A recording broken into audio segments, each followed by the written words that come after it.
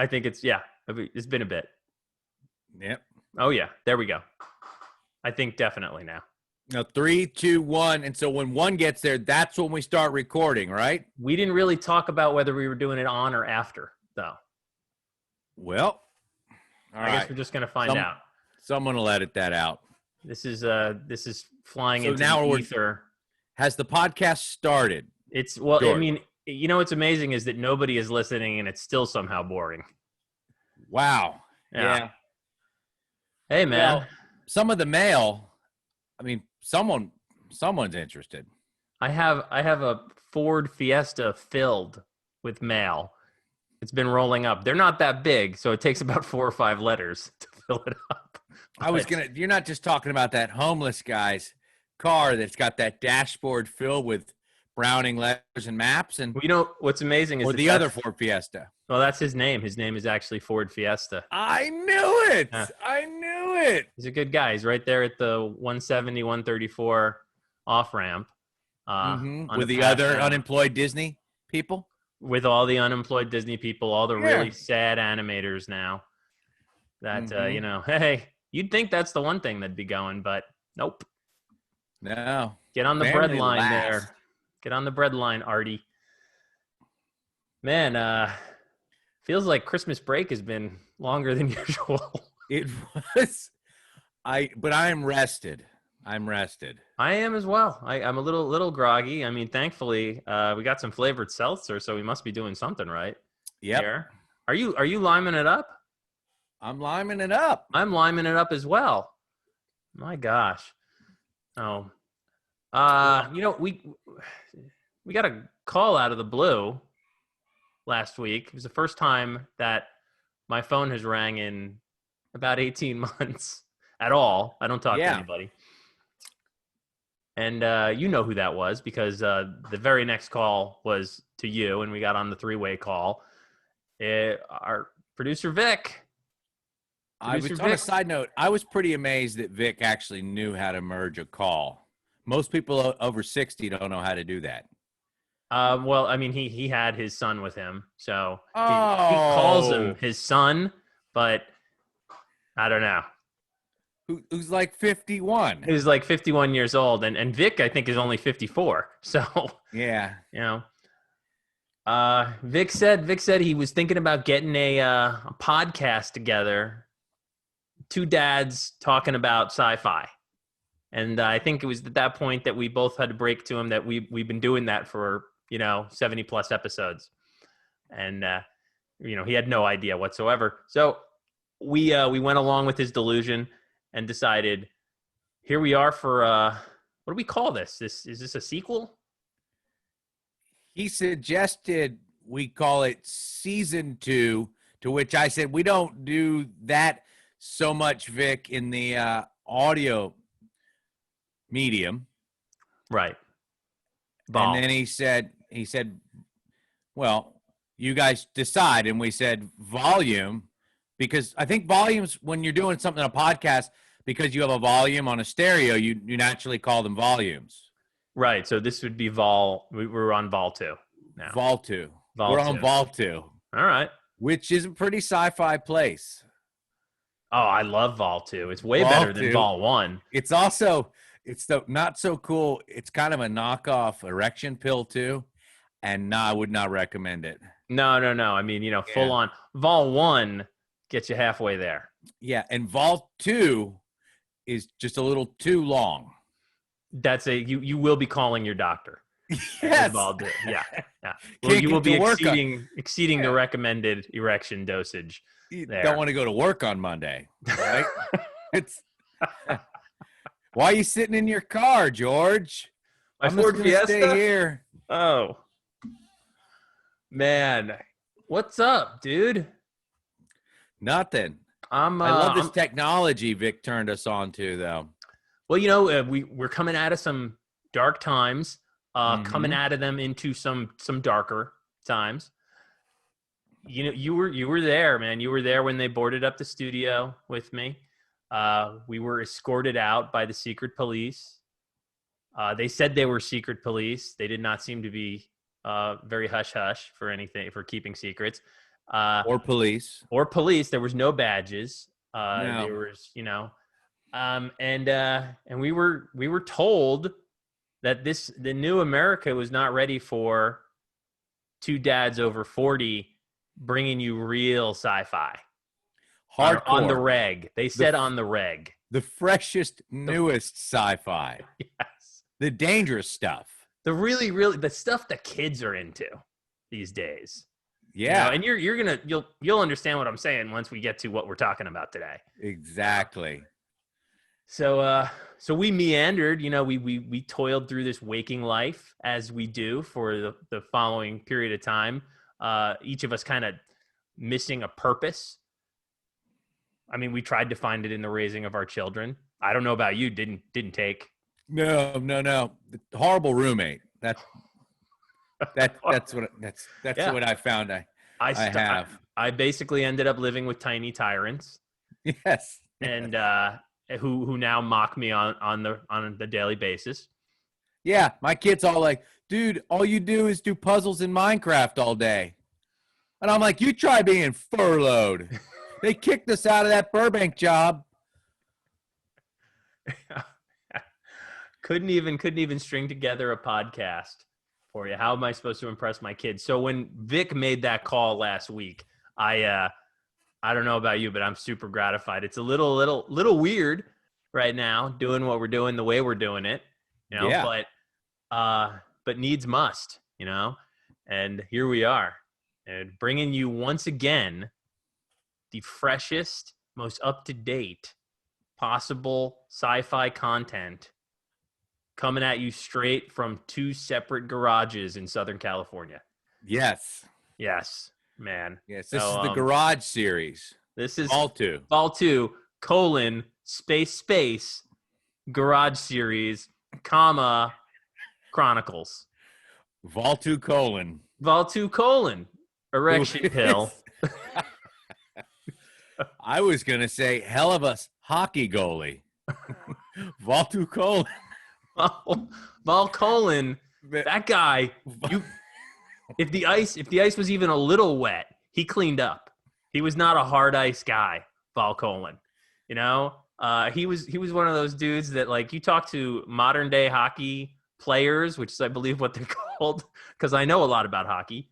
Totally. I can tell. They'll tell you Vol is my hero. Truly. It was named after the 13th century conqueror Volcal Colon 2. So I'm George. Who the hell are you? I'm Kev Colon. Kev Colon. Oh man. Oh. You know what's amazing? It's like riding a bike. Totally. Totally. I fall off all the time. Yeah. All the time. And listener, if you're wondering, those are the dryer balls rumbling in the background of my house since I'm adjacent to the washer and dryer. We've spared no expense. No. Yes. We couldn't those are expensive. Wool dryer balls. Dryer balls. We couldn't even do our laundry in the last studio. I mean, we had one of those washing boards and a bucket in the middle, and that was sort of the everything deal. That was the all-encompassing. You do all your water business, as Vic used to say, in that bucket. Thankfully, now we've come up a few notches. We, as you may be aware, we have just had a Democratic election, and as a result of that, we are now open for business. This whole virus thing that's been going on, not going to comment on it. Don't know. I don't like to get political. I like to get sci-fi. I like to get hard sci-fi. Hard. I like to get hard on Vol 2. Vol 2. Take a couple of Vol 2s, have some hard sci-fi. Here it is, knocking on the table. I'll tell you, you are sitting pretty through a long weekend, if that's the case. So, and now here we are. We're back. We were told America's ready for you guys once again. So here we are. I mean, who are we? For the uninitiated, I'm George. That's Kevin. Yes. What What's our deal? What are we doing here? Well, hold on a sec. Vic said, "Don't what's up? blow this. Don't blow this." He There said was don't. like all sorts of 77 times before, George. We've done this. So He said don't blow it. yeah. All right. So I'll take you back here. I'll rewind you and set you up here. You mentioned our water business. First of all, to our last employers, we totally were cleaning that studio just like you paid us to. All the time. But I just finished reading the book Under the Skin. Oh. And right before we were fired illegally from our last job where we were able to use that studio, our last episode was on Under the Skin, the movie with ScarJo. I don't think she goes by ScarJo. She go by ScarJo. She go by ScarJo because we know ScarJo go. But that's a whole podcast in and of itself. But the person does her water business in the shower, and she only has a couple pairs of clothes. But that's an amazing read, which we'll probably spoil for you in the case of this episode as we run out of other content. But it's an amazingly horrifying book. It is way more horrifying than the movie. Oh. The movie was the glossy, as we discussed, the video shoot of it, and very successful. Remember how I thought Annihilation, the movie, was not the same as the book, but done really well? Yes. The Under the Skin movie was not the same, but done really well. The essences were there, but the book is absolutely grotesque and horrifying, and very cool experience. The absorption of science fiction has been a wonderful reprieve from what's going on in the world right now, and there hasn't been a shortage of good stuff out there.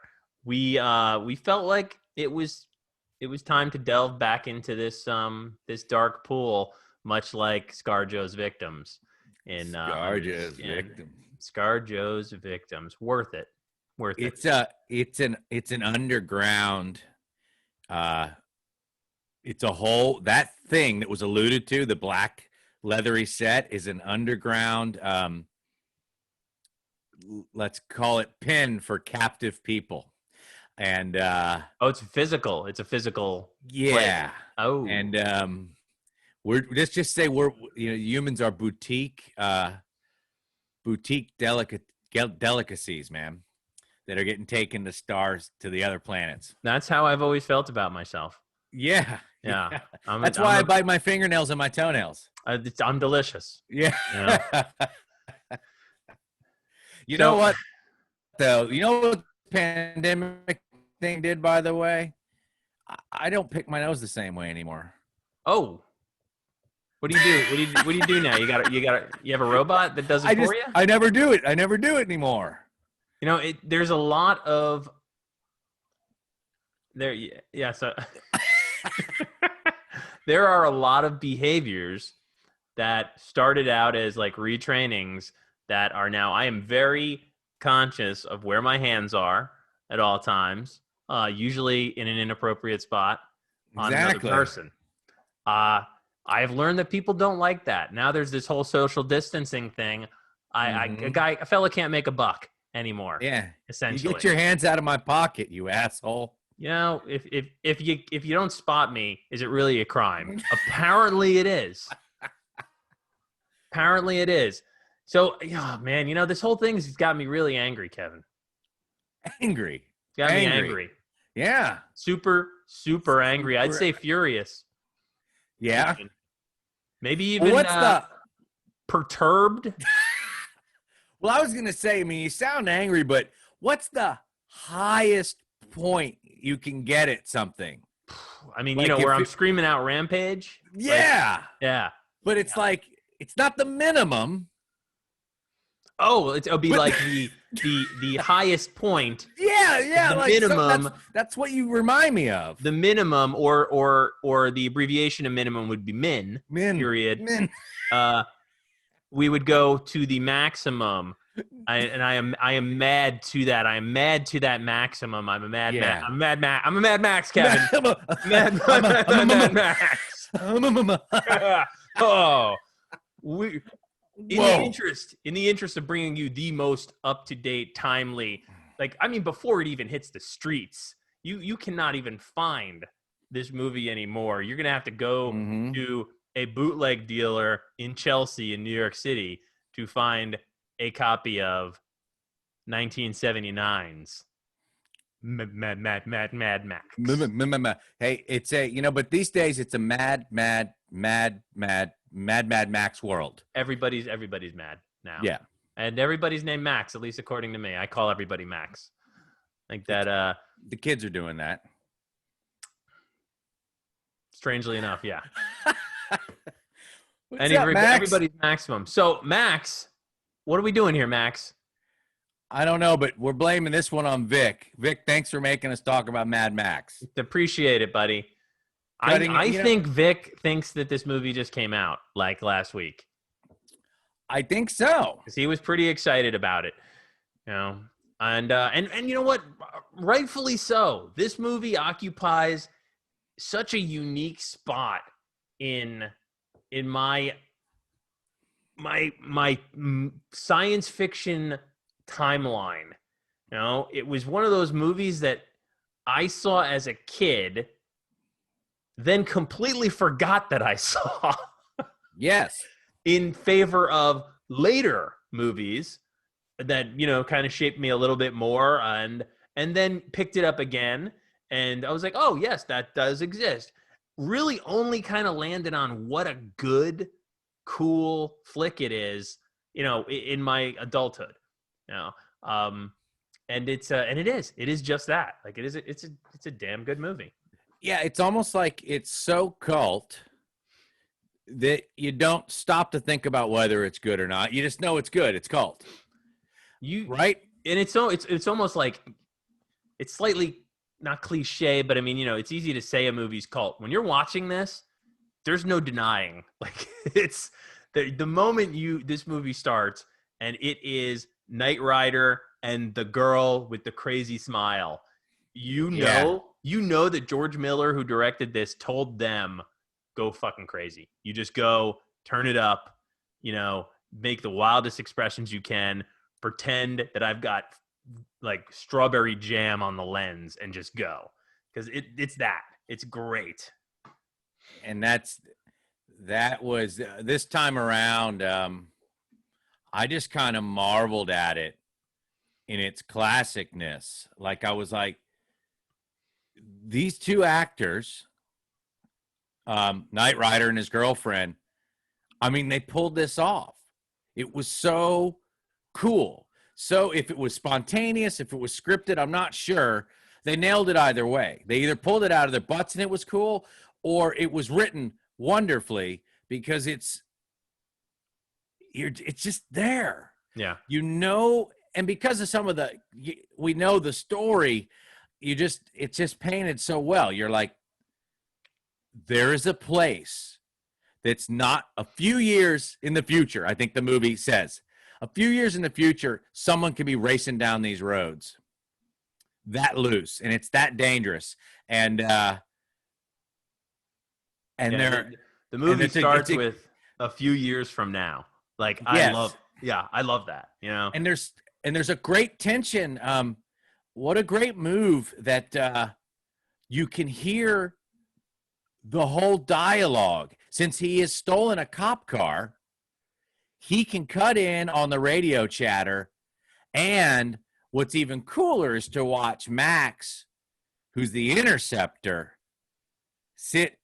Oh, wait, the other guy's he has a different type of car. But anyways, he's like of a different stage. He's the wrecking crew, so to speak, right? And it takes a good 7 or 10 minutes of them just listening to the chase, and it go completely wrong. I mean, that trailer getting smashed and the kid almost getting hit. And it's amazing, dude. Yeah, I mean, this is a byproduct of this period of time in it's an Australian flick. It came out in a period of time in which I think it was it was in 1971 when the R rating was established. And that was kind of the gatekeeper of movies for a while, is you don't go into that territory. And what happened after that got established was all these countries that used to play it safe, like including the United States and Australia, they could amp up the like nudity, the gore, the craziness, and just get an R rating slapped to it. And like, so you had a ton of super low budget flicks that cost a couple $100,000, $1 million to make. And so long as they made $2 million back, it was like, keep going. And some of them, most of them like disappeared, and then some of them landed. And this was one of those flicks that just came around at like such a perfect time.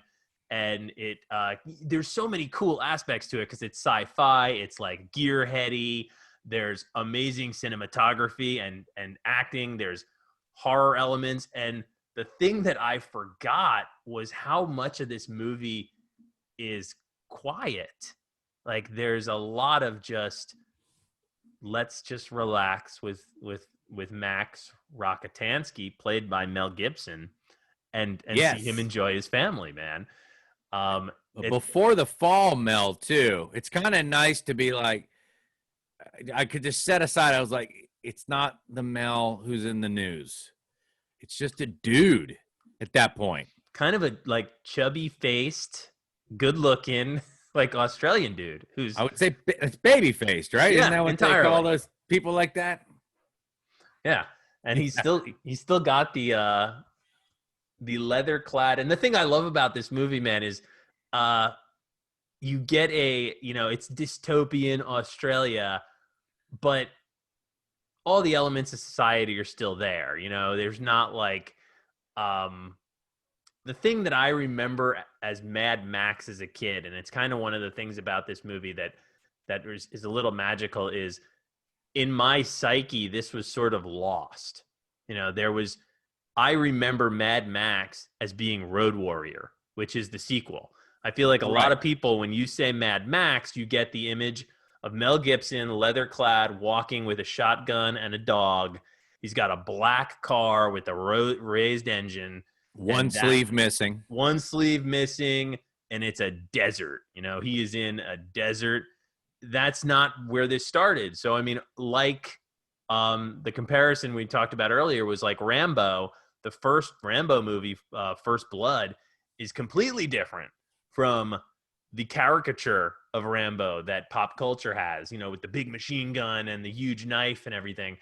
And this movie, it's very kind of character driven, and you can completely sets up, this like cop who's a great dad and, hanging out with his wife and everything. And then like sort of contrast that with the absolute lunacy of this awesome motorcycle gang. It's cool stuff, And I think there was something, it's kind of pre-apocalyptic. There's clues. So like there could be a rogue motorcycle gang in any society, but and an organized police force that maybe has hot rods. But the first shot you get of the police station with the sign Hall of Justice falling apart, and it looks like a haunted house that's like exploded, but people are like frat boys are living there or something. Yeah. And it's and those are the cues that make you, like you said, all the normal parts of society are still there, except it's that kind of shot that makes me feel unsafe as they do their normal business later in the movie, like stop and get a tire changed, or the famous ice cream stop, which tips the whole movie. But so, you get these cues from the cops that, the only difference between I'm going to turn into one of them, except I'll be wearing a badge. Right. And so something's really on fire in the background, but you only kind of get it by, in society, it's loose enough that like the job of the cops is to take care of these rogues. Right. Yeah. And the thing that this movie kind of does, and which it's a rare thing, is that like kind of subtle realization. You know, it's sort of a secret who the cops are. You know, like that way bad guys can't. But you get the idea that that they need to be protected because there are like nothing but bad guys, pretty much. You know, like you need to constantly be wary of keeping your family out of the view. Which again, that could happen nowadays, but it's almost like you get this sense that there's such a wave of control. You know, this small group of cops, this hall of justice, they're just sort of pushing back. They're just sort of keeping enough of the chaos back, and it's not really working. So you could like, there's almost this like sense of desperation that gets built, whether you like really even want it or not. It's just sort of there in everything that's shot and all the continued chaos. And that's one thing that's just really, really cool is how chaotic this movie is.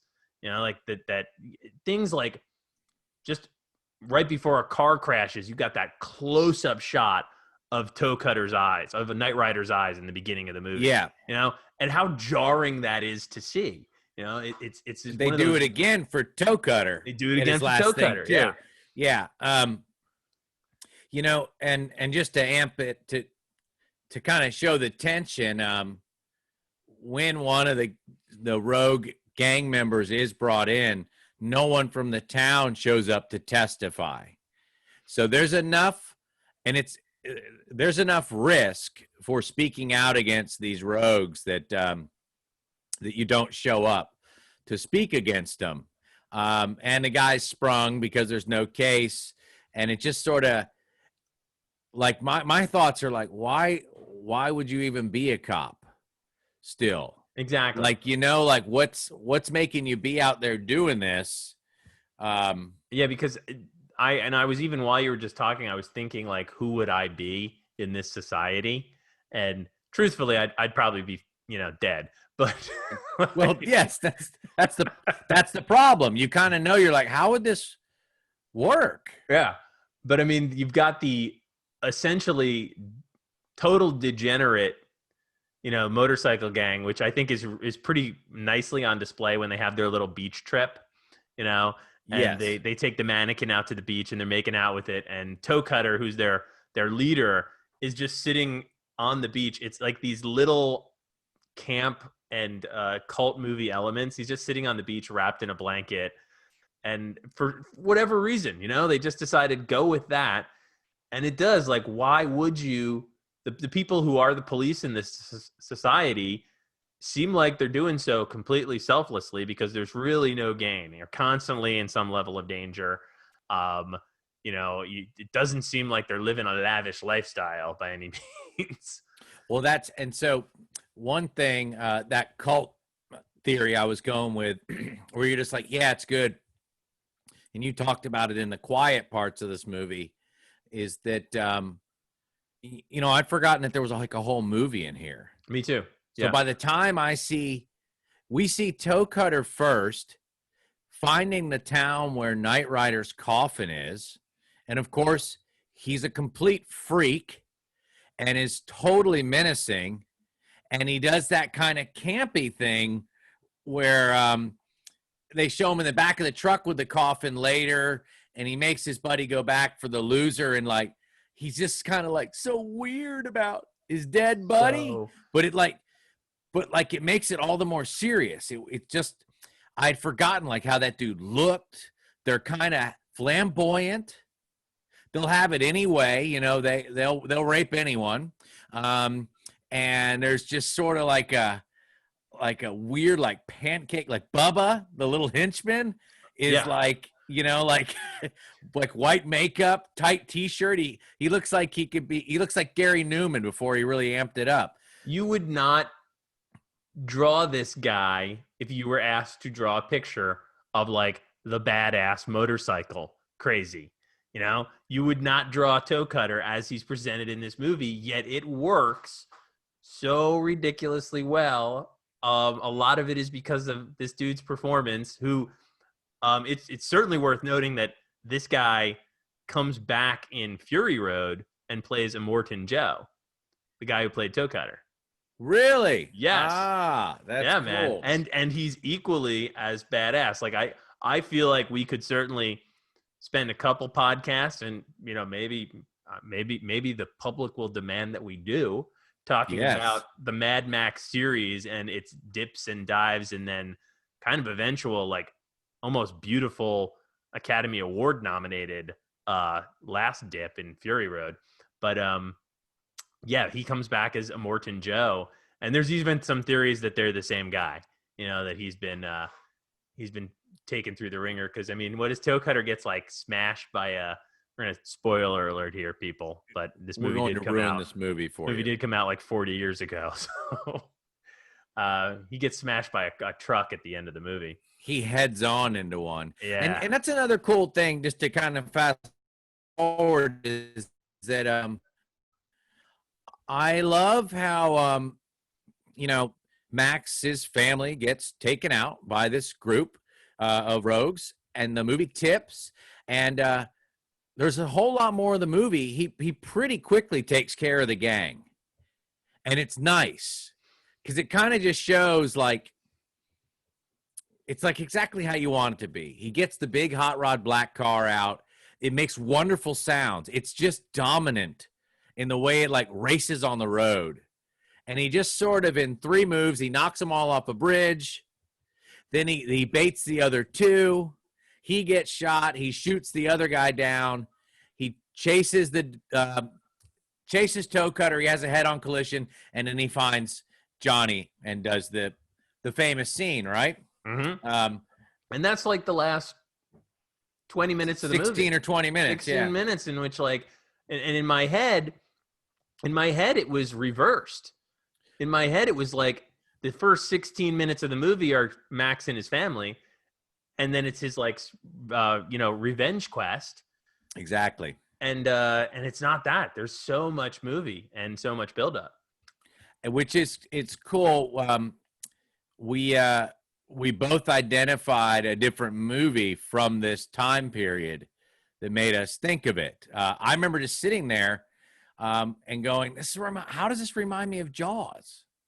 It just had like a 70s feel, obviously, that looked that way, but it like, I was sitting there going, I'm sane, I'm mature. If I think this is a good movie, it's a good movie, right? Not a cult movie. Like, it's good. It's like, it works, right? I don't know. No, I mean, well, what, you could hear a million different theories about films and what makes a movie a good movie and all that shit. And I think end of the day, it's pretty subjective. And, but there are genuine, like, so, I mean, you said Jaws. I was like, there were parts of this movie, and this might be because I just rewatched it, but there were parts of the movie that reminded me of Texas Chainsaw Massacre because of the emotional response that it elicited in me. Because it made me feel a little uncomfortable in like a good way. Like this is the response this guy wanted me to have while making this movie. There were even some scenes that like kind of grossed me out a little bit, like, and not because there's a ton of violence by any means.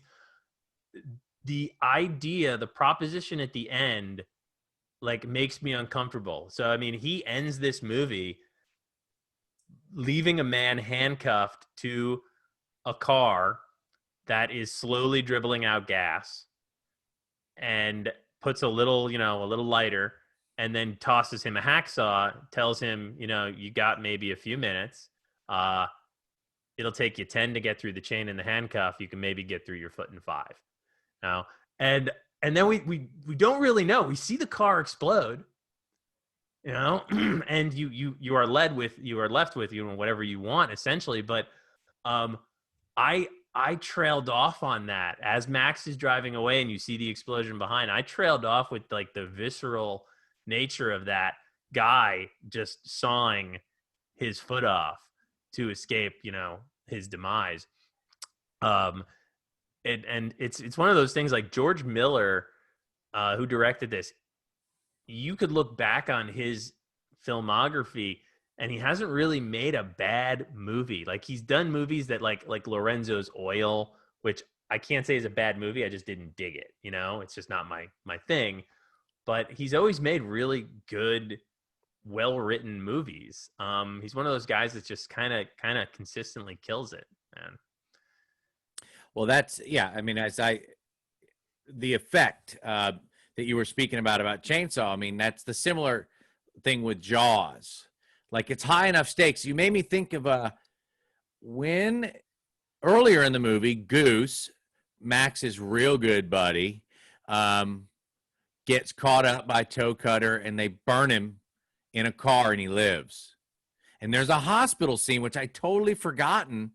And literally he's under this sheet, which is probably to keep air blowing on his stinging, totally burned body. And his hand falls out. Yeah. And it's this strange piece of gore, which totally makes it be like, oh, man. Yeah, this is punches, bad. yeah. Uncomfortable, like you said, creates the effect, and Max's humanity starts to slip away. He even says, that thing is not Goose. Is not Goose. Like, you know what I mean? And that thing in there, yeah. That's not Goose. No, and we get in a way, kind of the transition so his wife and son go out and what is his son's name? I thought it was Brock, but Scrog. It's Scrog, which I believe is just like Michael in Australia. By the way, for volume 2, the anti-Google effect is still, we can't look it up, so it's Scrog from now on. Scrog. Folks. It's whatever it actually is. It's Scrog. It's cute in that ugly Australian way. It's like Scrod or Scrog or something. When you like his mother yelling Scrog. Yeah. They go out in a rough way. And there's a part of me, especially as a dad, as a busy dad, that never wants to see a kid die in a movie, and we get treated to like a pretty punctuated, just it's something simple. It happens off screen, but the shoe flying off and the ball dropping, and Max we see at the hospital. There's even a little ambiguity in whether or not his wife does die. I almost felt like, because they say, she's in a coma and they're like, tell her she's going to be fine. And he's at the door and he's gone. Like, he's just friggin', completely gone. And we get a little bit of like he's being prepped for this world that the Road Warrior delivers us in the next movie, like the complete dystopian future where it's all just about survival, where it'll be an advantage to not have your common humanity entirely. Right. And which is the question, to help or not. That's what he's faced in the next movie. Yeah, exactly. Right. Yeah. And be selfish or not. Is he still a cop? Yeah. Is he still the police officer? And we consistently see that throughout the series, him kind of toiling with that. How much do I help? How much am I, just trying to survive? And how much am I trying to help other people survive? And, they're not all as good as, they're not all as good as Toe Cutter. I mean, we get Tina Turner eventually. Right. who I think even did music for that. So, I mean, 1979, that would have put Texas Chainsaw Massacre came out in 74. And, it's funny because all these movies, they maintain a similar atmosphere, like that kind of cheaply pasted together. Let's just see what we can do with everything we got. Yeah, it's cool. I was thinking, as we started talking about Max's humanity, I just remember, we'll spoil yet the next movie for you, but the punchline, no matter whether you lost your humanity, decided to gain it back and help, he gets completely used. Oh, completely. Yeah. I had forgotten that, dude. Like the sand pouring out of the tanker, dude. Just like, oh my God. Just pounded down, dude. Yeah. Yeah. He has a tough go of it, and we get we get a pretty pretty cool introduction to a character that I think, for me, I don't know, it's kind of vital. It's sort of just I love Mad Max. I love that character. And I loved kind of growing up with him. I was delighted as heck in like, when Fury Road came out. I recall that's when we started, back before Adam took the mission to sell counterfeit jeans and cigarettes to other planets. Now, that guy's a millionaire. Well, with Space Bucks. Space Bucks. Man, Bucks. we were about to say Space Bucks at the same time. Oh, that almost just happened.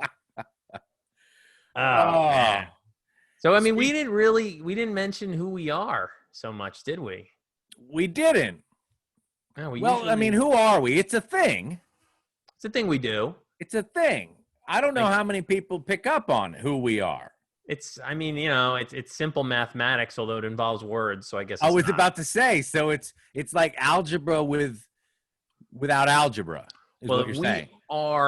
Algebra without algebra is just chocolate milk.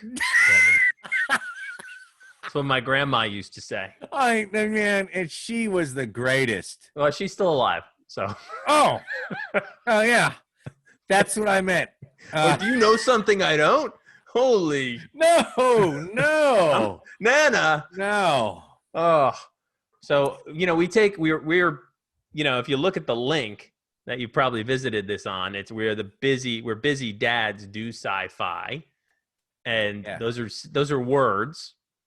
If you take those words, they each start with something called a letter. Mm-hmm. And I'm following you. What I like to do is we like to do it. We're directed by Vic to do this every single time we do one of these. Is a little play on the BDDSF of it all. Yep. Which is not code for Badusi. No. We've gone through several. We couldn't be one episode back without you mentioning Badusi, huh? I thought I was supposed to bump Badusi. You are. You are. There's no other reason. In a sense, I know. The only question we've actually gotten in the mail, like we've gotten a lot of hate, but the only question we've actually gotten is from a 10-year-old boy in Provo, Utah. And it was just like, "Dear Santa, what is Badusi?" And thank God his Mormon family doesn't let him use technology. Yeah. Because one should never Google Badusi on a work computer. Or certainly not right now. I do think the 7-page letter that you sent him back explaining it was a little much. Hey, 4 of those pages were drawings. And they're tasteful. So tasteful. You got an eye. You got an eye for it. Yeah. If we were to transplant what we're talking about into the BDDSF-ness of it all, what might we be for this episode?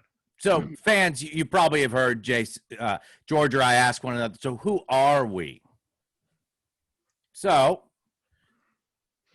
George, give him an example. Well, we're burned dude dead sawing foot, right? Burn dude dead sawing foot. So you see what we did there? Yeah. Fans, this is only going to happen this time once. We're going to need you to spread it to the other fans so that when this goes down, more of you guys can be in on it. And the guys who aren't in on it will just go, what the hell just happened? We could be baby dead darling shoe falling. Baby, and what I've loved is over the years how they've evolved into kind of sentences. So I'd be like, baby dead darling, shoe falling. Baby dead darling, shoe falling. Shoe falling? Shoe falling. Shoe falling. Yeah. Burn dude. Dead. Burn dude. On foot. And that is a classic Vol colon line if I've ever heard one. Yeah. Vol2. That's one of the side effects of Vol2 as well. Putting emphasis on the wrong syllables. You may cause sawing foot. Yeah. Burn dude dead. No, I mean just changing your syntax. Oh, my syntax? I don't believe in syntax. Yeah. Yeah. Just like you don't believe in algebra. Once you remove algebra, Chocolate milk. just becomes it's all chocolate milk I from here believe in on. chocolate milk. I dip everything in chocolate milk. Yep. Everything. Do you? Yeah. Yeah. Dead, dead, Yeah. What? dead babies. Just dipping them in Oh, there chocolate we milk. go. Well, you started it. In fairness, you know. Truly, I am. I'll tell you though, because I remembered it. I was glad. I didn't know how deep they went on it, and I think we were spared. Really genius though. I really imagined that camera on the ground and a dude saying, "Throw the shoe, now throw the ball," and it works, right? I It could see how works. organic it was, but it works. It works perfectly. Yeah. Like it is. It's chilling. You feel you. The thing that we didn't really talk about is that there's a relentless nature to this movie. Once you start to realize, oh shoot, like they know who he is, they know where his family can be found. They like, I mean, half of the movie ends up becoming him hiding out. You know, like him to kind of taking a break, and he goes to the farm, uh and they find him, and they're not going to stop, and you really want them to get away. You really want them Yes. to. There's the But the fan belt, he was working on the fan fan belt. You don't belt. take the car. Don't take the Oh, car, Mary. Oh, oddly enough, my Jaws comparison, I just realized, like the baby shoe and the ball rolling down the street, how about that raft that the washes raft. up with the puncture and a little bit of blood on it? Yep, There you go, right? yep. And then you get Mother in Vale slapping Chief Brody in the face. That's what will be next week. Mother in Vale slapping Chief Brody. But, well, yeah. I thought she was a little. I thought that was a little uncalled for. I used to think that Slap. as a kid. I used to go. How dare she? And then, like, oh right, a shark just killed her son. Yeah. maybe Drama. maybe give her a break. You know. But I mean, tell you, they don't give Max a break. It just keeps on coming. No. And that's another, I wondered at some point too, watching this, like, I kept thinking like Charles Bronson and maybe the ethos of the times, which was kind of a good old revenge movie. Sort of is Liam Neeson the king of those kind of things now? Yeah, I mean, he's made 4 Taken movies, Right. yeah. But the kind of the family get back. I forget, what's the George R. Scott one about his daughter who's a hooker or goes onto the streets? I can't remember. I know what you're talking You about. know what I'm talking about, right? Just Yeah. I mean, like the Charles Bronson, the what was it? Well, with the Bronson Death movies? Wish. Death Wish. Yes. Yeah. I mean, yeah, those got gnarly, and they all have, again, like they have that same 1970s. Like you could very easily take that era and separate the 2001s and the big studio pictures and how clean they looked from the grittier, like even movies that had a budget, like French Connection and films like this. Like they just have that sort of greasy, kind of darker look to them, and it's that atmosphere that lends, like this movie looks very different from like The Shining as far as production quality and everything goes. Yeah.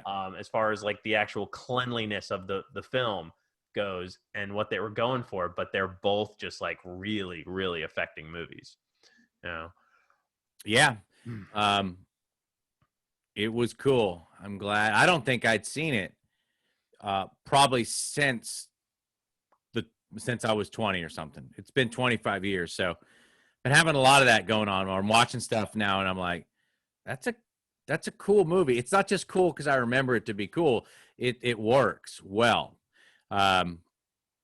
So I was recently saying to a friend, like jokingly, that I don't watch bad movies, and that they're not in like a flashy way or anything like that, but most of the movies that I revisit had some sort of effect on me as a kid, and I can go back, and I did a lot of that through this past October, going back and watching movies that even are ridiculous, Killer Clowns from Outer Space and stuff like that, I'll watch now and I'll go, like you just said earlier, like, okay, well, I'm sane.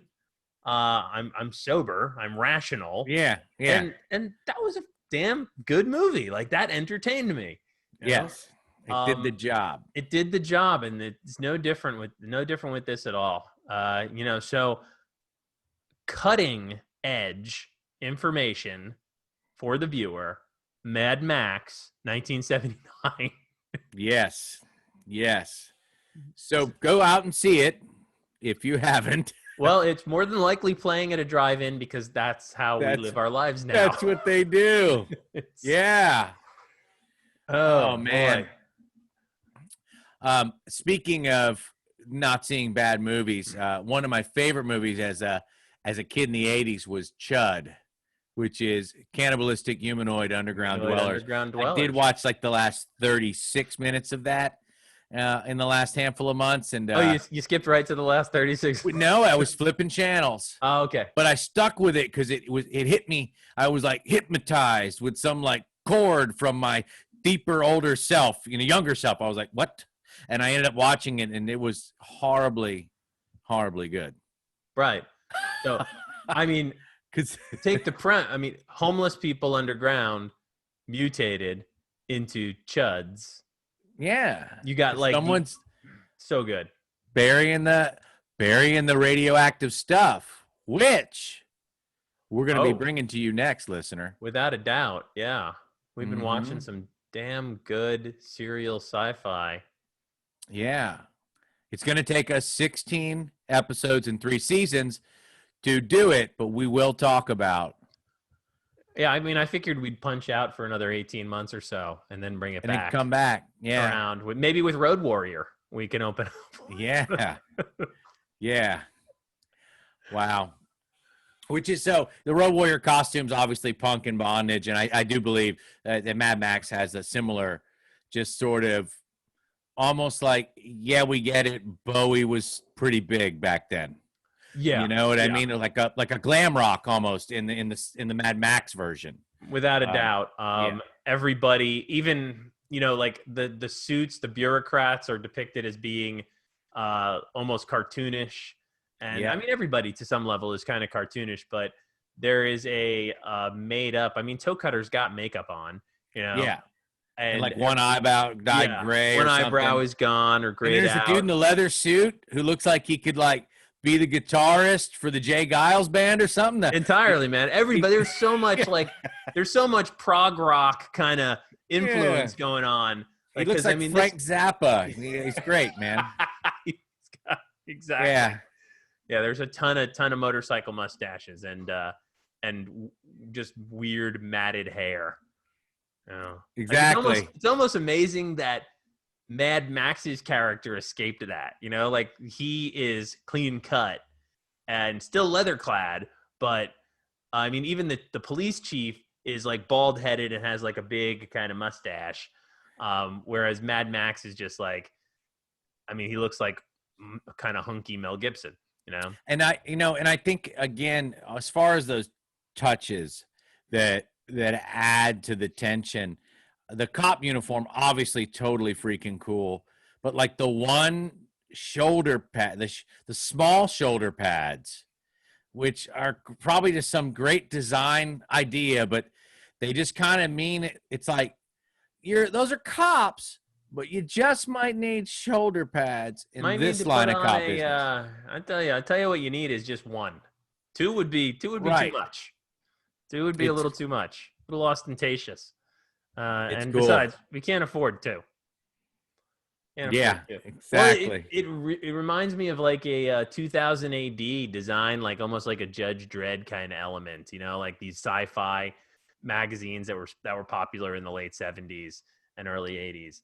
There's like the cops in the future wear leather. That's what they do. Right, and they're ready to kick your ass in. Yeah. Yeah. Generally don't have normal pistols, usually sawed-off shotguns or something like that, And I love that stuff, man. Totally. This has certainly been well worth the return from exile. I know. We're back, man. We're back in seltzer and ice cream. I got a mango one here. Wow. I'm gonna crack and see if Have you had a that have you tastes had like a gasoline. have you had a key lime one? I've had a They're key lime kind of one. my favorite. I'll tell you, there's a couple hidden flavors out there you can't get everywhere. Watermelon? Have you done watermelon? I've done watermelon. Have you done hibiscus? I've seen hibiscus, but I've Well, not. it's like a mirage. Oh, in the actually, I desert. had one hibiscus. Yes, You've had a hibiscus. I've had a hibiscus. Was it at my I house? took a couple Voltus and I had myself a hibiscus. You take a few Voltus, crush them up, rail them, and then pour some hibiscus right in your nostril. That is Yeah, you're calling in sick on Monday. On yeah, that one. exactly. And Calling in thick on Monday.